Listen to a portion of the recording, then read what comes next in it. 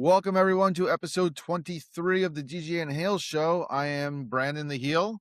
Always is my tag team partner DJ. We're joined this week with Mike and Dos Evil joining us. So I just wanted to also be on the record since we're on recording now. I'm never being on camera again after this fucking episode. So enjoy it, everyone. Fucking live it up. You're Cause not that ugly. this shit, I'm not doing this whole fucking bootleg, fucking hold my phone shit. So unless motherfuckers want to start a GoFundMe to get a laptop, this is how we're doing it. Now, I told you I have an extra one. I'll send it. I'll send it to you. I have an extra one that's just but not sitting. a laptop. I gotta run this shit on my phone. I gotta keep shifting positions because it's like I'm not comfortable just sitting in a lounge chair. Happen to be on camera and hold the camera up to my fucking face and try to get the right angle and shit. Like, but goddamn, how's everyone's week going? Dose, you start off. How's your week been? The average. Oh, I'll tell you how it is. Apparently, Ring of Honor is running a pay-per-view in Maryland tonight. I had no idea about that until today. I think it already happened. I think the pay-per-view. I think the pay-per-view was yesterday. Well, good. Now I don't feel bad about not getting a car and driving to Salisbury. It was Super Card of Honor, which normally happens WrestleMania week. They moved it like a month back. And because they don't want to look like they're siphoning off any longer or remoring off, which is fine and dandy. But if there's a wrestling show in Maryland from air quotes major organization, and I don't know about it, that's a failure of marketing. I don't watch AEW, but I watch TV and I watch other wrestling, and just buy an ad on Comet to tell me because I watch NWA or during WWE programming for USA or whatever. Or CW. It's not that expensive to get local advertising. I might have gone yesterday to do. It's not that long a trip to go, and I don't watch AEW. And I certainly haven't watched Ring of Honor. I mean, nobody does, but I'd go to the show. I don't think you missed much. Pretty much everything stayed the same. And our friend of a show, Main Event Hub, made a good point. They basically used this Ring of Honor show more to put together Collision for tonight than anything with Ring of Honor. Yeah, sure. I mean, okay, that is Swerve fine. Swerve Strickland showed up. Like, right. I know that, and the defense from the people on the internet was like, well, he's been building something up with Bandito. It's like, yeah, we know that, and yeah, we know that they're facing at the pay-per-view, but it's in an Owen Hart Cup tournament. They were trying to build a story. Now they're using this as a vehicle to get Swerve through to inevitably lose to Ospreay on the road to Wembley. Like, and we can get to that at some point about how. And we've actually hold on. No, because you know what? This can start the first fucking hot topic. Because there was a soundbite Tony got from the ROH media call that I want to ask you guys about. That about WWE putting out the narrative that they don't think AEW's next TV deal is going to be likely, or WBD is going to keep them, something along those lines, to make the sickos lose their fucking minds about it. And Tony, kind of took the high ground, saying, I don't believe there's any truth to that. I'm just going to ignore it and not fire back. This is the new Tony, according to Tony. So, and my thing is, and Switchblade pointed this out as well, because the first thing I heard when he said that there's no truth to it is, oh, there's 100% truth to it. Because usually Tony is really good with the political answers and the no comments, or I'll pass, or I love the relationship with WBD and they love us and we want our home to be TNT. That shtick. But he went quickly to discredit WWE and the narrative that they're obviously putting out there, because they have been doing everything in their power to lock down all networks. I'm talking Paramount, ESPN, Disney. There's nowhere for AEW to go if they don't stay with Paramount, or very little places to go if they don't stay with Paramount. TKO has been locking down everything. So do you think Tony could possibly be full of shit? Or do you think that, this is the new Tony? I'll go first. First off, I think this version, this media literacy of Tony, is a good version. I think him taking the high ground makes him look better. On that, I think he's taking a report from Meltzer, who is pretty much the only one who reported it, and running with it. And that's where the question came from, because Meltzer is the one who claims that higher ups in WWE he found out. So, I mean, we know how Meltzer and Tony are. So I don't think that, Tony should be answering questions that are based simply on something that Dave Meltzer says and should be responding to it. That said, I do agree he's full of shit, but we always know that Tony has this art of answering questions without answering questions. I mean, how many times have we had, questions about certain talents and we hear Tony, well, I hope they'll be back soon. You're the freaking booker, bro. They can be back tomorrow if you decide to bring them back. So, I mean, he's holding his hand close to the chest, which he should be doing. But I think what's the saying? When there's smoke, there's fire. So I think there is something to the story, and it's not that the sky is falling and AEW is going to be going out of business type thing. But I do think that by the end of next year, it's going to be very questionable where AEW will be for weekly TV. Dose? So many things. I think the tonal high ground by Tony is good. I think that's a good change for him, no matter what the content of what he says is. I think it's smart. I don't think the personality he's been using thus to date has been useful at all. We know with as close to 100% certainty as we can know without actually being in the rooms that Dave Meltzer is not having communications with any higher ups in WWE. He has gotten everything about WWE wrong, with the exception of a couple of guesses that pretty much everyone else got, anybody who watches casually could get. Nobody from WWE is talking about him. And if Dave Meltzer started this narrative, it was either with the tacit or overt consent of Tony. It is like politics in the modern era, meaning the last 30 years or so, 101, that if there's bad news, you blame somebody else without blaming them if you can. And that's exactly what it is. He goes, I don't believe there's any truth to the story. He absolutely is trying to sow the seeds for whatever failure that there is or perceived failure. However, AEW is not actually a business. It's in business, but it's not actually a business. It doesn't need to make a profit to exist. I think there is an amount of face saving, and there needs to be some imprimatur of success for the family's purposes and other aspects of it, but it's not actually a business.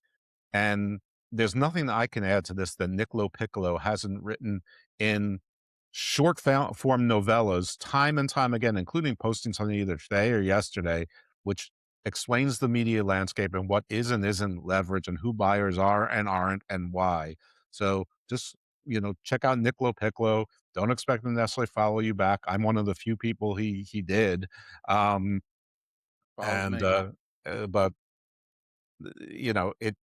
it is what it is. I mean, TKO and WWE and their partners have a lot of relationships with the buyers. There aren't a lot of buyers any longer, and there's some very high up personal relationships between the Ellisons and the higher ups in TKO. Mike? Listen, I will echo what has been said so far. I will say I've been very critical of Tony Khan. His handling of the media for the most part of late has actually been pretty good. And I don't know if that just come from, some sort of training or some sort of, realization that, hey, I shouldn't probably be feeding into any of this and be smarter rather than, being a mark and, catering to the internet fans that he books his show for. But yes, he's full of shit. He's full of shit. Any reasonable person could understand that, especially considering how boxed in they are with the places that they could go, and with obviously this sale to Paramount, that their options are very limited. And they got very fortunate a few years ago that they got the deal that they did, because it's very clear that Warner Brothers Discovery overpaid for it. And now you're going to hit the open market in I think it's an option year after next year, right? It's an option year, and then which who knows if they're going to pick it up. I don't think there's. I think because Nick LaPiccolo is such a divisive figure amongst the sickos, everybody's just like ready to discredit and because they think this guy has a vendetta, and he goes on podcasts and he's coked up out of his mind. I mean, hold on. I will push back on one point. Nick definitely got a fucking vendetta against them. I don't give a fuck what anyone says. No, he definitely has a bone to pick with them. He does. He absolutely does have an issue, but it's not because of that. People are trying to use that as a means to discredit the information that he has. He can have a vendetta, but he also could be telling the truth. And two things could be right at the same time. Two things could absolutely both things can be true. Yeah, both things can absolutely be true. Of course, because some of the stuff that he's saying, he feels pissed off. I think he goes back to Full Gear 2023 out here by me in LA at the Forum, where he was he saw some things that were very off-putting to him, and I think it might have something to do with some of the clients that maybe he had. I forgot what the whole reason is, but there's clearly animosity there, absolutely. But especially considering Dave Meltzer is the only guy that has been putting this out there, like you guys said, and it's almost like they're kind of trying to soften the blow of what might be to come. That's kind of what it feels like. It's like everybody seemingly doesn't want to address the issue because they don't want to fully brace their fan base for what's about to happen. But it almost feels like they're trying to sort of shift it to be like, oh, because the way the report was phrased was odd. People in WWE are expecting this to happen. Okay, who cares? I mean, they're expecting it to happen because people in WWE know that they have cornered off the market. Yeah, exactly. Where can Tony go? The places where Tony can go right now is very limited. You got Amazon, YouTube, and Paramount if they want to keep you. And the thing that makes the thing that kind of gives AEW the benefit of staying on Paramount is the fact that WBD, to all reports, has ownership in AEW. No matter if it's not a big percentage because Tony owns almost everything else, but they do have some ownership stake to it. Now, if Paramount wants to keep some of that ownership stake and they see that AEW finally does have some profitability and can make them some money, especially in the bleeding ship that currently is WBD, they might want to keep it around because Tony's footing most of the expensive bills already, the talent contracts and the production. So from that end, I can see Paramount possibly giving Tony another deal, just not an increase. And I said that last time when they were getting a deal, and I was shocked that they got the quote unquote increase that they got that never was confirmed by anybody and kept under lock and fucking key from everyone except for the 3 motherfuckers who probably signed it. So I don't think they're definitely not going to get a raise this time around because interest for AEW has not shown that it's going to be consistent. They're going back to what they were normally pulling last year, the low mid 5s to maybe a 600 every once in a while. And I don't think there's no stopping the bleeding ship. But since the thing about TV nowadays is television, or these television entities will do anything for cheap programming. And that's what AEW is with a guy like Tony Khan running it. It's not cheap programming. I don't understand the notion. If it's cheap to produce, that's cheap for Tony. If the network's paying big money for it, they're still paying big money. It's not that it's cheap programming.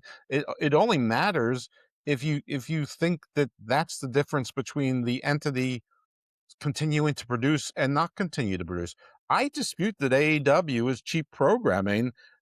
for the sheer amount of people that they have under contract for the amounts of money that they reportedly have. If AEW had a normal roster of like 70 people and used enhancement talent, from time to time, that'd be one thing. They probably have close between AEW and Ring of Honor. They practically have 300 people under contract, maybe more wrestlers. And I'm not including but WBD, employees. unlike WCW, when they were owned by Turner, Turner was paying some of those contracts off. I understand that, but that makes it not cheap programming or less cheap programming. But this just because Turner did it in 1998 has nothing to do with it. I mean, networks don't generally pay the programming, the production costs of TVs. That's what producers do. That's what the production networks companies do. do pay the contracts of the stars. Networks buy the rights to air the program, and whether or not the production company makes money or not is on the production company. Of course, they want to. So whether or not they make it as a 10% profit or 70% profit is based on their business model and what the best deal they can get is. But I mean, the cheap programming has nothing. It's only cheap if you're paying it. Cheap programming is like the Construction Brothers. Homes on Homes is cheap programming. You pay those two jabronis whatever, and you give them a $70,000 budget to renovate a house in a week, and then you have the camera crew and whatever. It's a $300,000 investment for a certain amount. That's cheap programming. It's not. There's nothing cheap about programming that you're paying. No, because I'm saying from the item. WBD side, WBD doesn't have to pay anything except for the program that Tony's producing himself. He's paying for all that.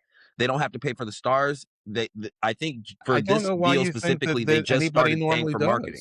I mean, CBS doesn't pay any quarterback salary. Neither does Amazon, and neither does Apple, neither does ESPN or Fox, who has NFL games on. This paying of production, the paying of production was a 1-year deal. That was a 1-year incentive, and as far as the equity in AEW, I mean, if you got a real business valuation, let's say it's worth something. Let's say it's worth $500 million, which I don't think it is, or at least let's say it is, because you can get rid of all the liabilities and you can do like WCW. You can get rid of the contracts and actually start a regular wrestling promotion, but you have a fan base and name value. And they own 9%, which is 10% is the amount of you have to make something publicly known if you're a public company. So $50 million. That's a lot of money to you or me. That is nothing to Paramount. That's not a reason to keep something on air. Plus, you're paying them. You're paying them. You're the reason they're worth $50 million, or at least you're 47 of that $50 million of your own 10% equity, because Tony has said 95% to 97% of the money is TV money in the United States.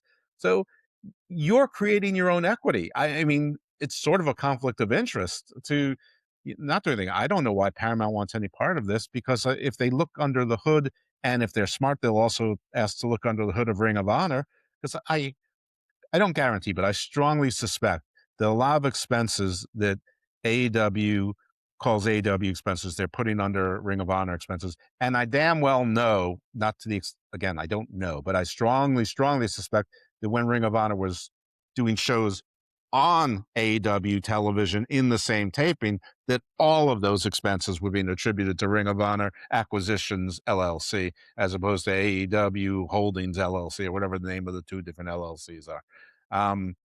But this notion of, and Niccolo Piccolo actually says it better, cheap programming is not leverage. It has nothing to do. If I made the Real Housewives of Beverly Hills and it only costs $100,000 an episode, and it makes the network, $100 million, and the network pays $1 million per episode, that's cheap programming. And then the producers make $900,000 also an episode. That's all great, but the network is still paying what the network is paying.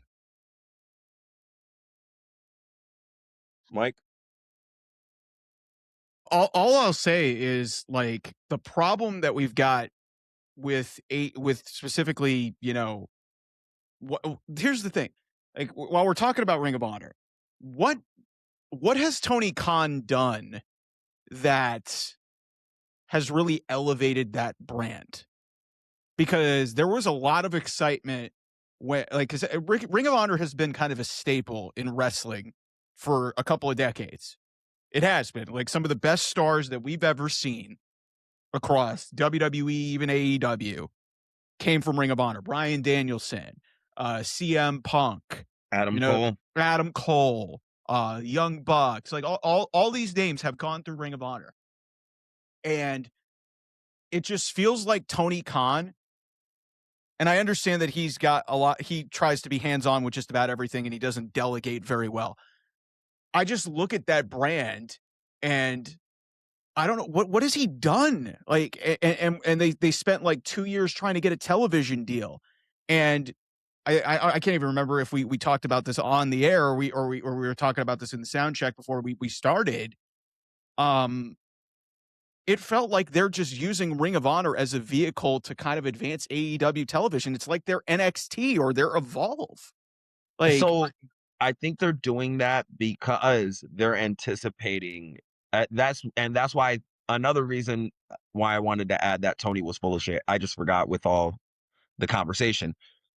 But the fact that he is using Ring of Honor as this newer vehicle to transition to build towards other shows and pay-per-views, I think he's trying to hypnotize his fan base into going to Ring of Honor, building Ring of Honor up as this new, secondary show or NXT, you feel me? A new Collision, for lack of a better term, because he knows at least if he does get another deal, Collision's gone.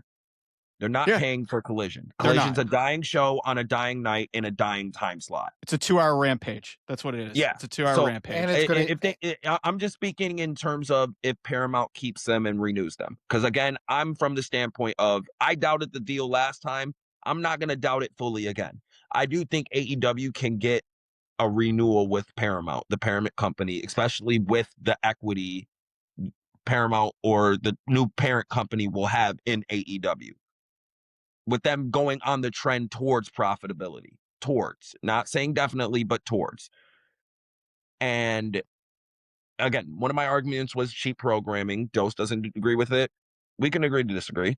But I do also think that if with the way he's treating Ring of Honor now, and he has been over the past couple months, he's anticipating that Collision is gone. And I think Tony's going to need that extra avenue outside of Dynamite Weekly to help build his shows and build his pay-per-views and build up new stars and feature everybody. So I can see Ring of Honor slowly becoming Tony's version of an in-house NXT, because it doesn't have the same infrastructure that it had, but Ring of Honor still has its own self-made infrastructure in terms of the name value, the brand. People know what it is and what it's about and who's a part of it. So I would love it if Tony would use Ring of Honor as an NXT or Evolve, but he's not. I mean, no, he's not. Well, and then the other with young underdeveloped talent. This feeds into something that I think we should discuss here for a second. They have been playing up this whole thing with Athena for like 3 years, and now I'm seeing people saying, "Well, Billy Starks is going to finally beat her." Athena should have dropped that title like a year and a half ago. Well, I agree. I just brought that up in another space with I actually what are we doing? And now she's in the Owen, and she's still holding the title. And then she'll lose in the Owen also, which and she again survival, and she won the survival of the fittest with 6 people in it. Like, what are we doing? Like, because considering the state of the women's division and considering how bad that Owen Hart women's bracket is, both Owen Hart brackets are bad for their own separate. But we're gonna get to that. We're gonna get to that. But considering the state of the women's division in AEW, because Mercedes Moné is not there, Toni Storm is not there, Tekla's doing as well as she can as women's champion, but they're throwing just a random 4-way with her because they have no plan or no concept of how to build their women's division. And you've got this unbelievably talented division. I don't mean to stop you while you're cooking, but I don't think they do. It's not that they don't have a concept on how to build this division. You have to remember they spent the past year and a half beforehand building the division only around 2 women. Right. Toni Storm and Mercedes beat everyone. And now that they're not around, right. You know what I mean? Now that they're not around, it's like all we got is undercard women that we have Right. to elevate now, But with no that's- one to elevate them. But that feeds into Tony Khan catering to two women rather than building the division around, because at the same time, you had Chris Statlander, who you've been spending a large chunk of time.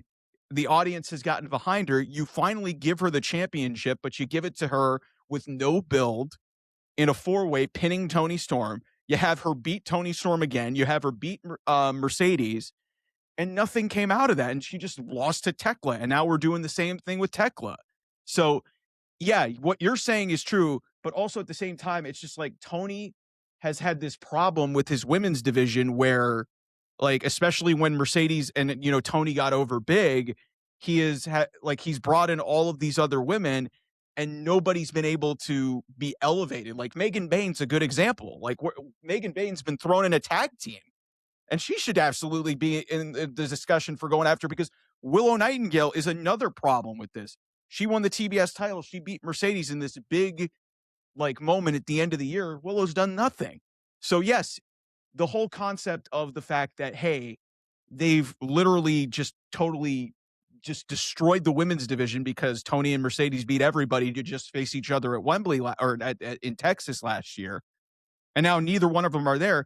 It's a reflection of that, but it's also like you could have done a better job of building up some of these other women. I know you can't prepare for, you know, Toni Storm to be mysteriously away and Mercedes to, you know, be off, you know, finishing up her belt collector gimmick, but you could have done a much better job of building up the division around these people. So you're not in a situation like this where you have, well, I'll give them credit. The Owen Hart Cup tournament on the women's side is very unpredictable. None of the options to win really make you sit around and look like, okay, I'm really excited to see that person win the title or go for the title in Wembley in August. That's the problem. It's just like none of these feel big, and and you could have done a much better job of putting the division in a better spot, but they were so fixated on catering it to their top stars, which is not the proper way to build any division in wrestling. You got to have depth. Go ahead, Brandon. The problem that he has with the women's division is what NXT has with the men's division. Right. You know, they were so top heavy with, you know, Trick and Javon and Oba, Ricky Saints. Once all those guys got swept up, you know, the NXT men's division became DOA. I mean, they're now they got their eggs in the basket of Mason Rook, man. It's all about Mason Rook. And you know, Tony D's trying to carry it. Yeah. Right, but it's still nothing because you got to still build, you know, these characters up from scratch. Right. And that's what you, but to go back to your point about the women's division, you know, you lose your two top stars, but because you haven't, you know, evenly built people up, you know, threw the belt on Tekla. She's good, but she wasn't on the level of a Toni Storm or a Mercedes. And then you haven't built proper challenges up for her. You're building a women's tag division at the same time of trying to build women up for your main card division. So you're splitting up the tag team as it is that you've been building up with the Birds. One of them's in the All-In, the other one's for a women's title. But then you're trying to make them a tag team. There's no tag teams for the Divine, the Minion to face. All they've been facing in the last 3 or 4 matches they've been on TV are scrubs and jobbers. So it's like they're doing a 5-minute. They're now doing a 5-minute eliminator. 5-minute eliminator. So if you survive 5 minutes, you get a tag team title match against them. That's what they're doing. Is that the King Kong Bundy 5 count? I mean, like, that's basically what it is. I knew Dose would get a pop. I would pop Dose with that King Kong Bundy reference. I knew it. But, you know, I mean, the Owen, like you said, it's unpredictable, but in not a good way. You know what I mean? It's unpredictable because we got 2 names that are injured. Yes. That, you know. All right, hold on. If we're just gonna dive into this conversation, let me just break. I already got this shit pulled up. Let's just go down the list and talk about the shit. I got it here too, so that's why. So we got in the first bracket, we got Persephone versus Hazuki, making her AEW debut. Most people are saying who? She's from Persephone Japan. That's all you need to know. And Persephone is injured. At Double or Nothing, the first match is going to be Willow versus Alex Windsor. Which goes back to my point of how, you know, we have one half of the Birds in this, the other half getting a title match. but yet you've been trying to build them up as your top babyface tag team after breaking up the Babes of Wrath. And you want to know something crazy? I got Windsor going to the finals. I would not. It's in London. I would not only because it's in London, but because Ospreay's most likely winning too. And they could go on. That's what I'm saying. I think they they're could go going off to redo the the air. Adam Cole, Britt Baker thing. When they both won the Owen. Well, and they could literally go off the air, similar to how Punk and well, they didn't go off the air with this, but Punk and AJ had their moment at Elimination Chamber when AJ was the Intercontinental Champion and Punk retained the World Championship. Like, I honestly see it. I honestly see it more of like Benoit and Guerrero at WrestleMania 20. That's a good. I was gonna say we'll break down our bracket picks in a second. Let me just finish this list, and I got y'all. We'll do all of our deep diving and all that. 1 second, I got y'all. I want to get back on camera for Brandon before he kills me. Next match is Mina and her Melons versus Athena, which I don't see Athena losing that match. Let's hope God she doesn't. And then Sky Blue versus Suri. Now, there are 2 matches in the air because 2 of these girls are currently injured, Suri and Persephone. So, isn't Sky Blue always injured? I can see the Sky Blue match, especially in Suri's case, because someone tried to tell me, oh, well, she's a freelancer. No, she wrestles in Japan. If she gets hurt, if she gets hurt on an AEW show, they're fucked. They're not getting no more talent from Japan. So I don't know if Suri's going to be 100% there. So that's more budget items. Mercedes He's always hiring these people here. from other promotions. All right. Well, here's okay, DJ. Here's the problem with announcing all of these names and then Mercedes just coming in as a replacement. That makes the whole thing look even worse. I disagree because I feel like it's weird that the winner from last year isn't there to defend their honor as the previous winner. You know what I mean? Yeah, I get all that, and like Ospreay was the runner-up last year. He's back in the tournament. I mean, and obviously, on the men's side, Hangman can't come in and defend his because technically he can't challenge for the world championship anyway. And we could get into a separate discussion about how ridiculous it is the way they're treating the world champion, and all 8 people are fighting over the right to go to friggin' Wembley. I'm not allowed to talk about that. We're not allowed to talk. I was not allowed to talk about that. I mean, the whole concept of it's ridiculous. I mean, but if I'm going to open up, but I just like if you were going to announce Mercedes, or if you were going to put her in this tournament, have it be a wild card and have her come back. Like, no, that's how I would do it. Yes, but the fact that she wasn't announced, and you have 8 people in this. Some of them shouldn't be in this. Like I don't mind Sky Blue, but what has Sky Blue done to be one of the 8 women to challenge to potentially have a spot at Wembley?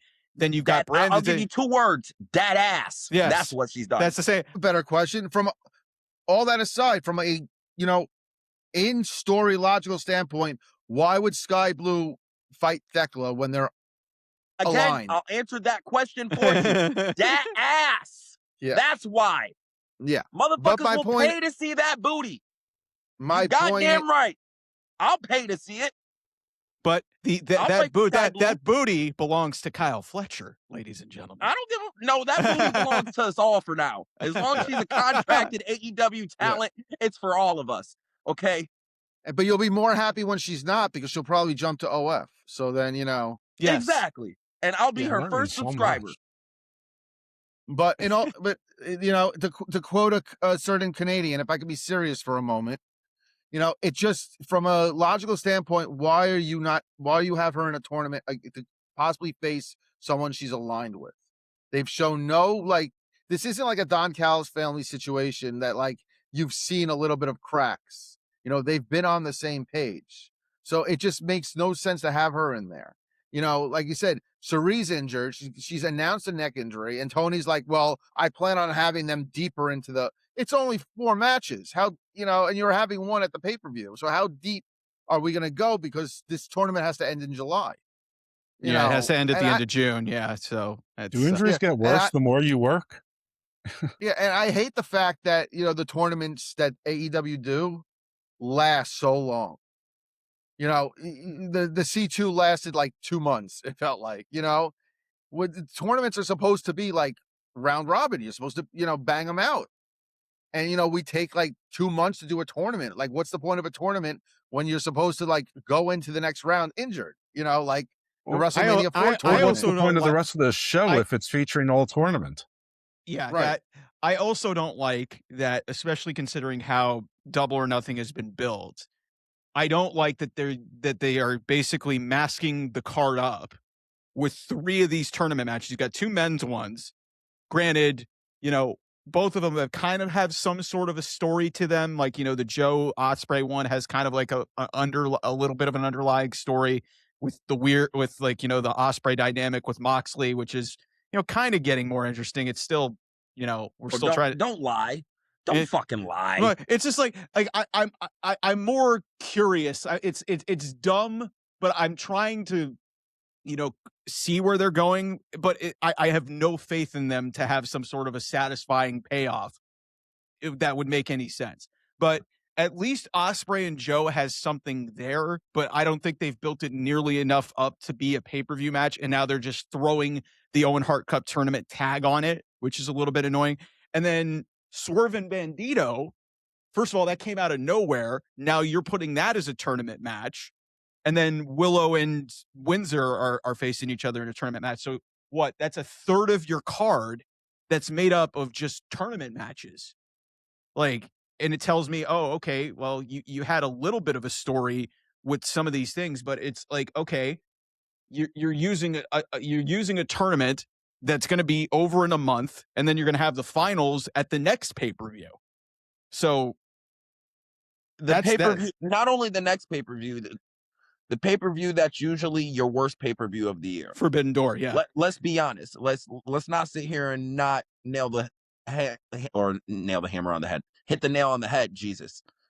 Like, Forbidden Door is usually their worst build of the year. It like those 3 weeks leading up to Forbidden Door sucks every year. No, even AEW fans admits it's a fucking dreadful just sitting there watching random Japanese people who aren't on TV at all. The first one was good. The first Forbidden Door was actually because the first of everything AEW does. Yeah, exactly. You know what I mean? But then when they do it again, they fuck it up. Well, because most of the problem is also most of the talent that they bring in for the Forbidden Door concept are bought out by AEW, or in the case of, Stephanie Vaquer a couple of years ago against Mercedes, she goes to WWE. Like that's what gets less forbidden all the time. It gets less forbidden because you're buying out all the other talent and putting them under your vehicle. So the concept it's like dead. The super obligatory door. Yeah, super obligatory. I like that. It's too long, but it's a good call. It's the sod. We'll call it the sod for short. The sod. Tony, lay down the sod. Lay down the sod. I mean, but to Mike's point, the concept is dead because there are no stars in New Japan. You brought everyone over. I mean, and you did all your dream matches. Like the 23 show actually was okay too, because you had 2 really legitimate dream matches that you built that show around, Omega and Ospreay, which was great, even if there was a bunch of bullshit at the end of it that probably didn't need to happen. And then, Danielson and Okada. Like, those were 2 really great matches that really, set the stage and made that show feel like a big deal. But really, since 24, it's been just nothing. And it's basically just, it's got the name, and they're basically occasionally throwing a New Japan or a CMLL star in there to kind of just mask the fact that they have nobody else to really make the concept of Forbidden Door. It's just another AEW pay-per-view. That's what it is. It's just an AEW pay-per-view with the same name, but the concept's not there anymore. All right, so let me ask y'all real quick so we could beat at least this women's tournament out the park, and then we can move to the men's side. What do y'all think the finals is going to be? I'm not going to ask a winner because this shit, knowing Tony, it's going to be slightly unpredictable. But let's see if we can at least predict the finals for the bracketing. I'll go first because it was my idea. So I stick with Alex Windsor on the left side. The other side, if there's no Mercedes, I can see Athena and Alex Windsor being that final match to kind of try to elevate Athena and hopefully finally bring her up to the, quote unquote main roster. And with Windsor, I can see her going all the way because we all know who her husband is, and Tony wants to have that also loving family AEW moment. So that I got at Windsor versus Athena in the finals with no Mercedes in the tournament. If Mercedes is in the tournament, I got Mercedes going all the way. I will half agree with you. I think Windsor is definitely going all the way on the left side of the bracket. But seeing that the finals are at Forbidden Door, I'm going to say it's going to be Cirie. If she can wrestle.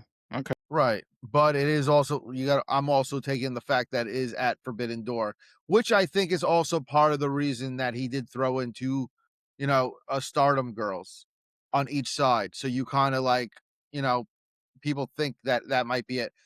If Athena would have dropped the title last night, I would have seen her in the finals with possibly winning. But I just don't see it happening. I don't think Pina is not winning. Athena is in ROH purgatory. She only gets brought up once a year around this time. After this, she'll be sent back. Sky Blue's not going far. And, again, it just doesn't make sense from a logical standpoint in my eyes. But it does make sense for that ass to go that far. Well, yes. I think we've all agreed for that. Especially you. You've agreed enough for all of us. Yes. Could I see Willow going? Yeah, but she's TBS champion. They're not going to double belt her. Unless Willow loses it. They did already. The fuck you mean they won't double belt? Also, they already did. The tag titles don't really. Are you really count the tag titles? She would also be a repeat. Willow would also be a repeat Owen champion because she won the Owen before it even actually mattered as like in terms of a going to Wembley thing. It was her and Ricky Starks who won it. I think that was 23. So she would actually be a 3-belt because according to Mercedes, that's counts as a belt. Yes, exactly. The Owen. So if she won the title at Wembley, she'd be 3 belts, Willow. But I don't think that's happening unless she somehow loses the title tonight to freaking Red Velvet, and I doubt that's happening. Yeah. But and then I don't think Persephone, like I said, I don't. Either way, it's gonna be Alex Windsor, and I think Cirie on the other side because it is at Forbidden Door. Mike, my thought is, I kind of agree with DJ here, just because like I'll be honest with you, I wouldn't totally rule out Mina Shirakawa. I would not. I don't think it's going to happen, but it seems like she's kind of filled the Tony Storm role really since, Tony was ruled out of the picture. Like she basically filled in for her and just beat Marina Shafir, like right when Tony was abruptly written off of TV. So I wouldn't rule out Mina, but I think it's going to be Athena and Windsor. I think that's what I think it should. I think it should be that because of all of the options on the board that actually make the most sense to go. Like, listen, I'd love to see Persephone and them go all in on Persephone, but they haven't given me any reason to care. Like, I think she's great, but because of the element of I just look at it, the two matchups on the opposite sides of the bracket, I think those might as well be semifinals. Like Willow and Windsor on the left side at Double or Nothing, and then Mina and Athena.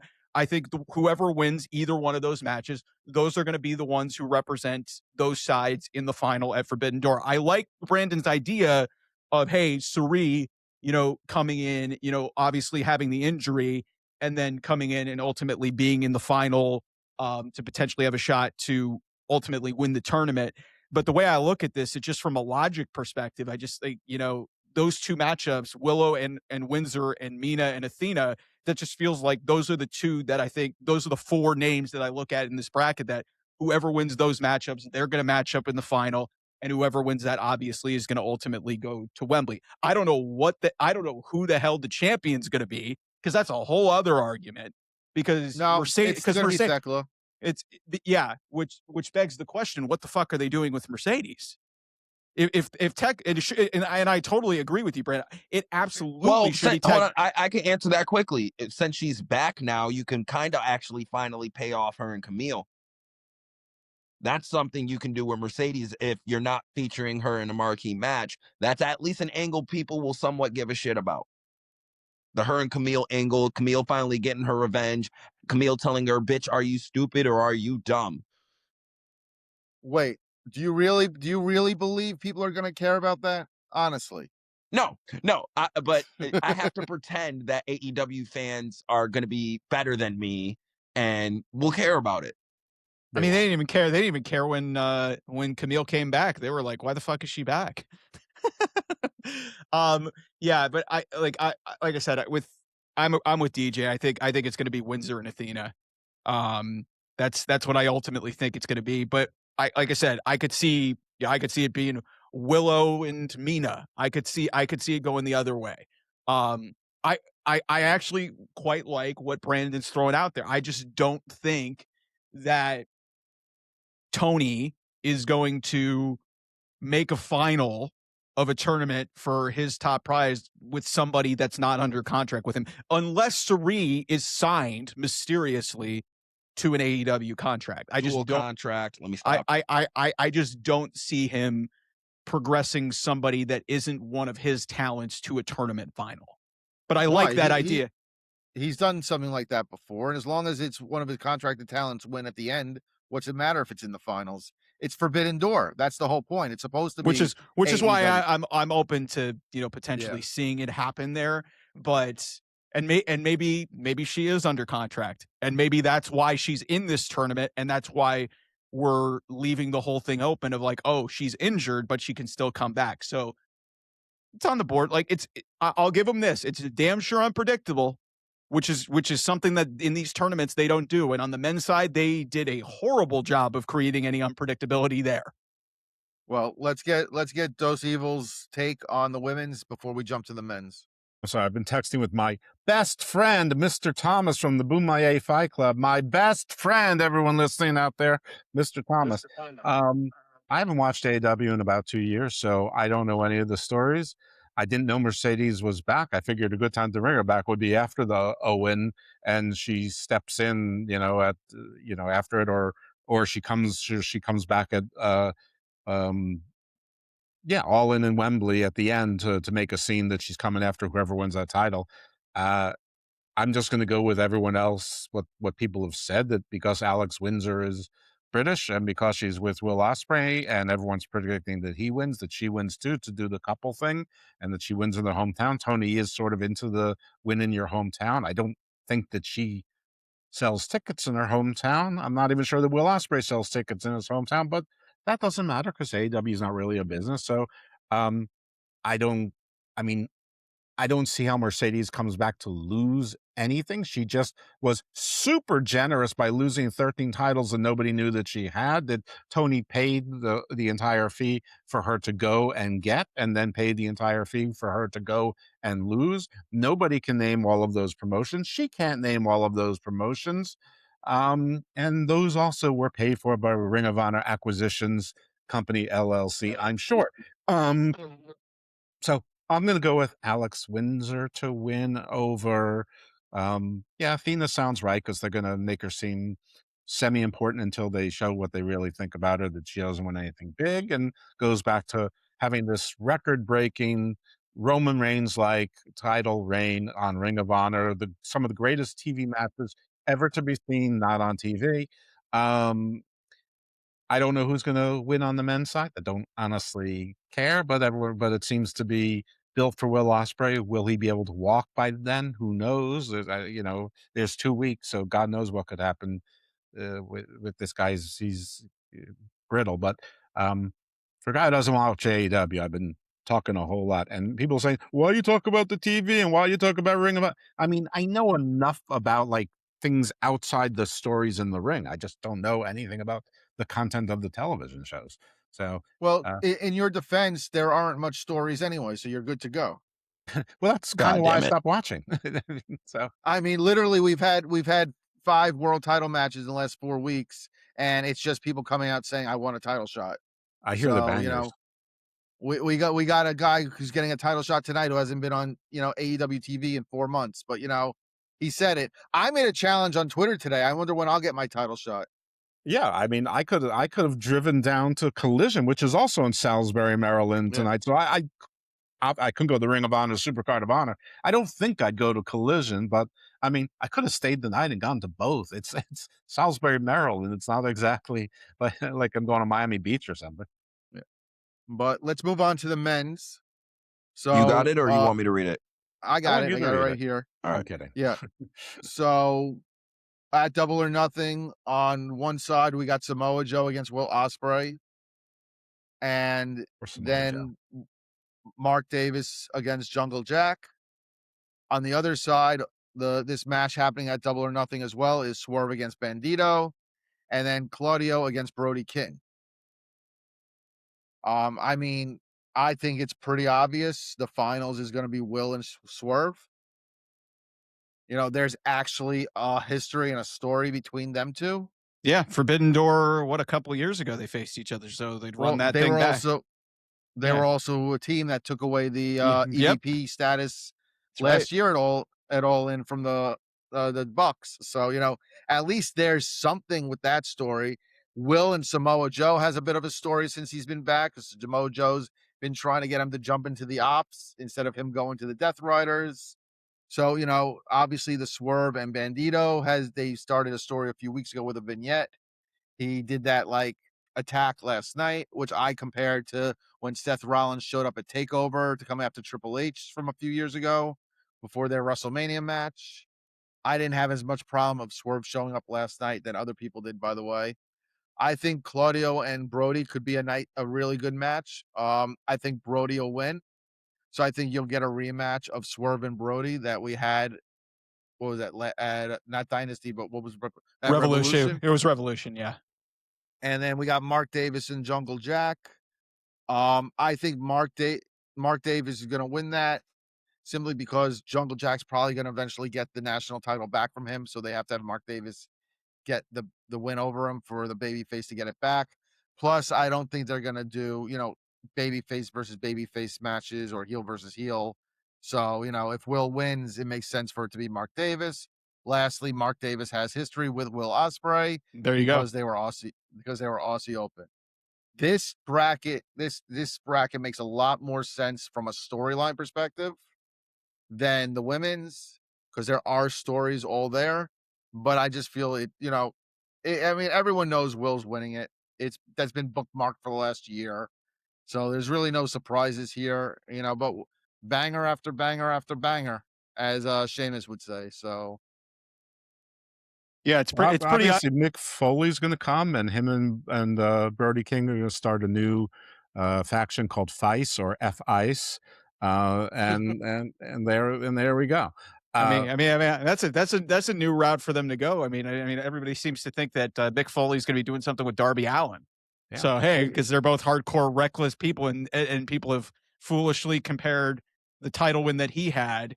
Well, he could join Mick the faction. did all the year to Darby's title win, which is dumb. And it would really make a whole lot more sense for Darby to retain the title if he's got Brody King behind him. And by the way, wasn't Brodito like a thing for like the last year and a half? I mean, so he could. So people are going to try and make it out to be that maybe Brodito could but listen, it's going to be. I didn't even think about that until you brought it up. But it's gonna be Swerve and Ospreay. Like and it probably should be because I would be floored if it wasn't Swerve and Ospreay in the final. Well, those are the A-listers that are in the tournament, so should be. And that's the problem. Well, Brandon is absolutely right that there is a lot of, at least one thing that AEW kind of gets criticized for is there isn't story. They've kind of been laying the groundwork for some of these matches to the point of, oh, okay, Swerve and Bandito has been built up for a while, because that goes back to even Swerve and Brody King. So there's stuff here that you can build on. The problem is the star power. Like, where is Kenny Omega in this? Like, where is Andrade in this tournament? Where are some of these other names that were chasing the title at the start of the year? I know Max is getting his championship match at Double or Nothing. I know where Andrade is. So some of the bigger names that have been built up in the world title picture are left out of this. And I love Claudio, but Claudio's basically been the second guy to Moxley and the Death Riders for a year, and he hasn't. How you know? How you know? How you know? How you know? How you know? By the way, I appreciate AEW's merch people doing their job and actually getting a T-shirt out, because that thing could get over. How you know could actually get over. And I wish that they would go more in on that, because his whole gimmick of, going into the crowd with a bunch of OnlyFans models and, independent hotties in the wrestling space that, especially after divorcing Charlotte. Yes. That's what makes it 10 times better. You know what I want to see from Andrade? I want to see him visiting Fabio and learning how to be Fabio from Fabio. Because with the blonde hair and the beard and the shirt always open, that's who he reminds me of as Fabio. Some of you are probably too young to even know who Fabio is, but he was on the cover of all the romance novels and then sort of became Just an actual DJ. celebrity. Just DJ's too young. So I would think that would be hysterical, but most things I think is hysterical aren't. You make old jokes towards me, DJ. They could go. They work the same way. I don't make old jokes. I just tell you that you're old, and people laugh at it. I'm much older than you are. Yeah, Dose has a good point though, and I didn't even think about it. Could they actually do Bandito against Brody? Like, would they really make Swerve lose like that? Swerve and Ospreay? Yeah, I just think, considering how great that and how rich that feud is as a final, I think as great as Bandito is, and Bandito's fucking awesome, he's great. I cannot see them bypassing Swerve being in the, especially after, the heel turn that he had, and then they really didn't do much after that. Like, it would be a massive mistake if they didn't go with that in the final. But at least, the whole unpredictability part of it leaves open that maybe, because I don't think Claudio's beaten Brody, even though Claudio and Brody should be a good, but against what you just said, they also put the title on Darby when it should never have been taken off MJF. So we don't know what they're thinking. Yeah. That's a good point. But let's get to DJ for his picks on the men's side. Well, it's going to be Ospreay. I agree with the general sentiment of Ospreay and Swerve. It's the only one that makes sense. It's kind of obvious with how they laid out the brackets. It's kind of, it was the same way how you knew Mercedes was winning last year, basically how they laid out the brackets, because she beat Athena in the first goddamn round. Or no, I'm sorry, the second fucking round. The second round matchup was her versus Athena. The biggest matchup of the entire fucking tournament was the second fucking match. So they're kind of switching it around and making sure that the men's this year is pretty obvious what direction they're going because of, where they're going. So it's got to be Ospreay and Swerve. Ospreay's going to win because this is going to lead to Swerve becoming more heelish and realizing I have to be more of the baddest person in AEW or whatever the fuck his moniker is. Most dangerous man in AEW. That's what it is. And he's going to start playing the most dangerous game in this motherfucker and start hunting motherfuckers down until daylight. Okay. For all the people who's read that book, thank you for reading. But yeah, no, Ospreay, Swerve. I think that'll be the best match probably in the whole tournament, and it should be the final. Question that has nothing to do with this, and you can hold it, but the answer might be no. Does anyone know what's going on with this gremlin wrestling and all of the hubbub around that? And if the answer is no, that's fine. I never heard of it unless we're talking about the Mini-Housen starting their own wrestling company. No, that's a different controversy. That's the new faction where the mini gremlins, they're going around from territory to territory. No, like everybody apparently Kremlin, it must be an indie promotion or event, and something bad enough happened or negative enough happened that like everybody's withdrawing their appearance, like from Bear Bronson and a bunch of female talent. So I just figured that maybe you guys would know, but it's I don't know. As I've retreated from main roster and major league type wrestling stuff, I've entreated myself more into independent wrestling. Anyway, never mind. It's moved. Move on. Sorry. Only thing independence I've been watching lately is Doug Malo getting ready for his comeback. I love because I've been waiting for Doug to come back. He was on my show. Love the epic. But Brandon, let me ask you real quick. What would you rather do? Would you rather review how bad Dynamite was, or would you rather preview how bad Double or Nothing's looking? Let's do double or not. Let's do double or nothing because if we end up talking about Dynamite, I'm gonna go on a tangent about Darby. And you feel me? That's the only reason why I brought up Dynamite. Well, I mean, if we talk about double or nothing, we're still probably going to get there anyway because it's the main event. We're going to get there eventually. It's just going to be at the end. It's the main event of the damn pay-per-view. Let's. I got the card right here. I literally have the card pulled up. That's why my camera's not up. Let's stick with the AEW talk. Let's do that. Let's do a preview because next week's show is going to end up being actually our double or nothing is starting. Yeah. So, let's do that. So, first match that I see. I mean, we kind of already went through 2 of the matches already by doing the brackets. We've basically 3 of them because I was gonna say we'll there's only skip all the 72 matches Owen to Hart go. tournament matches, but we'll get to the main crux of everything. First things first, the plain fuckery is off rip. Stadium Stampede. God. You got Jericho and the Elite, and I thought they wrote them off, but apparently we're doing 7 on. Apparently someone talked MVP to talk these motherfuckers into doing it because the Hurt Syndicate is now apparently in Stadium Stampede versus the Demand, the Callis family, and the Dogs. What in the okay? What the fuck is this? Let me be the first to start off with this. Go ahead. What the fuck is this line? First of all, the Hurt Syndicate being in this match, they stand out sorer than a sore thumb. Okay, like them and the Demand have been basically feuding for a year. Them and the Demand have been feuding on and off for basically a year. Well, the Hurt Syndicate is now the new APA. So Jericho paid them to be his partners a few weeks ago. So that's why they're aligned with Jericho because not Jericho's even that. paying. Let's get to the fact that the Dogs are deader than shit because they won the trios titles and then immediately lost them shits on the pay-per-view. So any credibility that you thought you were going to give any of these motherfuckers are dead in the fucking water. No one will ever give a shit about those 3. They're fucking done. So I don't know why the fuck they're there. Okay. And the worst part is they were losing anyway. It had nothing to do with the Gabe Kidd injury. Yep. And then again, we got the Callis family in here.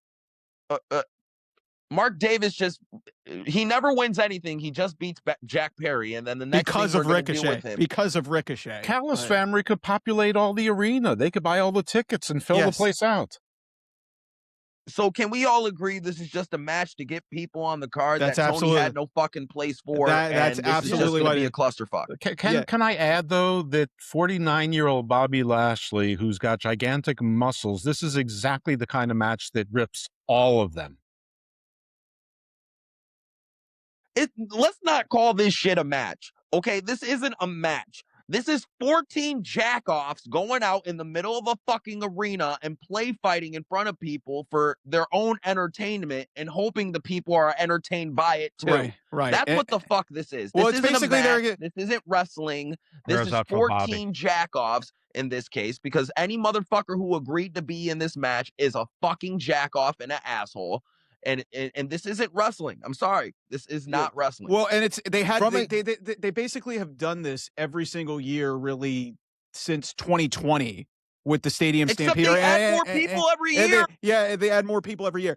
And last year's one was actually okay, even if it made no fucking sense whatsoever. It made no sense whatsoever to do that match last year, but they were like, "Hey, we got to do a Stadium Stampede match. Let's just throw all our top guys in there and make it work."